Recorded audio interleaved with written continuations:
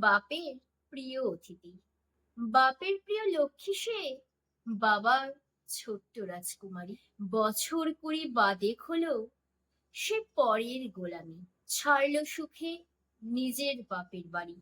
বাপের কাছে আসতে গেলেও লাগে নাকি পরের অনুমতি। ছোট্ট ছোট্ট বিষয়ে আবদার করা বাপের সেই প্রিয় রাজকুমারী এক সময় পরের বায়না মেটাতেই ভীষণ ক্লান্ত হয়ে পড়ে সে। জন্মদিনের মাস দুয়েক আগে একখান চিঠি ধরিয়ে দিত বাপের কাছে বাপের প্রিয় রাজকুমারী।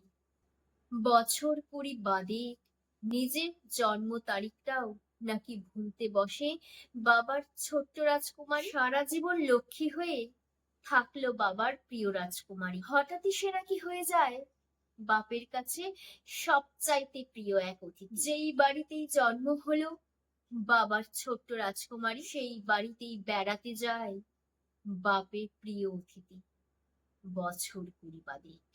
নমস্কার, কলমে এবং কণ্ঠে তন্নি রয়।